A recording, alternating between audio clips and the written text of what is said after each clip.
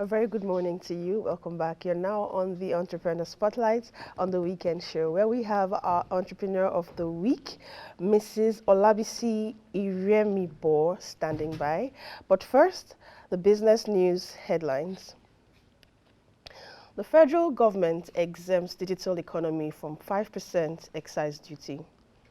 The federal government of Nigeria has finally excluded the digital economy sector from the contentious 5% excise duty proposed earlier in the 2022 Finance Act.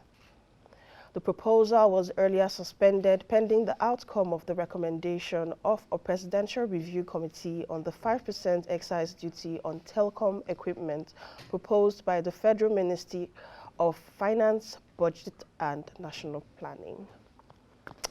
The Central Bank of Nigeria increases interest rates to 18%. The Monetary Policy Committee of the Central Bank of Nigeria has voted to increase the benchmark interest rate by 50 basis points to 18%. The Central Bank of Nigeria Governor Godwin Emefiele disclosed this while reading the communique of the second MPC meeting of the year on Tuesday. Average retail price for petrol in Nigeria up by 54% in February. The National Bureau of Statistics, NBS, states in its Petrol Price Watch for February 2023 that the retail price paid by customers for petrol in February 2023 was 264 naira, indicating a 55% increase when compared to the value recorded in February 2022 at 170 naira. The NBS said that the highest average retail price was recorded in the southeast at 306 naira per litre, while the north central had the lowest at 215 naira per litre. And that's it on the business headlines. Now our Entrepreneur of the Week from Jolaxy Foods, Mrs. Olabisi Iremibo. Good morning, welcome to the weekend show. Good morning. Glad to have you here. So can you tell us more about your brand, Jolaxy Foods, right? So how long has Jolaxy Foods been in existence, and what is the inspiration behind the creation of Jolaxy Foods? Okay, Jolaxy Food is a food company where we are into production of and packaging of gari jebu and kulikuli. And for the couple of months, let me say for like 3 months now, we've been in existence, and we can see that God is really helping. We are growing gradually. The inspiration behind it was just like, I felt like I sat myself and I thought of what am I very good at. So I love production. So I decided to go into such, and that's where we are today now.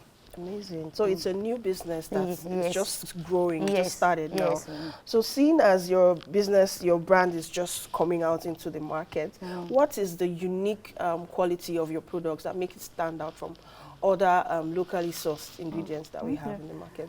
Before we started, we do buy gari and other things that they are always not sand-free.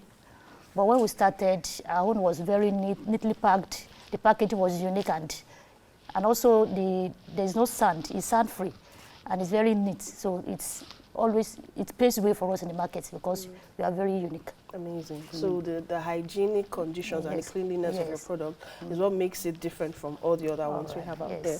So what is the top priority now as you have just started? Besides visibility, which is part of what you're doing here now on this show, what is the top priority for your products and your brand at the moment? Our priority is to be consistent and also to maintain our standard. We don't want to deviate or so we will not lose customers. So our uniqueness we need to maintain it, and also our standard also. To maintain your standard, the standard of good hygiene and cleanliness. Because I'm very particular about finding sand in our gari, rice, and all this locally made product, which is why most people like to opt for the imported ones and the foreign ones. So now, my final question, what is your advice for upcoming entrepreneurs that want to venture into the food packaging business, seeing as you have just started and you faced some of these challenges along the way? So what's the advice you have for those watching you out there? Okay, I will advise them not to relent or to be discouraged, because system out there may not really help. They should just focus on what they are into and also maintain their standard, never to deviate from it, to focus and to stand on their standard. To focus and maintain their standard. Yeah. Thank you very much. That's amazing advice coming from you. Thank you so much for coming on the weekend show. Thank you. We'd love to see more of you on subsequent episodes. Thank you. There you have it, people. Mrs. Olabisi Iremibo, founder of Jolaxy Foods, speaking about her products and what makes them stand out from all the other products we have out there. Well, it's a wrap on the Entrepreneur Spotlight on the weekend show. But don't go anywhere. We still have entertainment coming up with Aisha B. I'm Tende Chimelu. Stay tuned to the weekend show.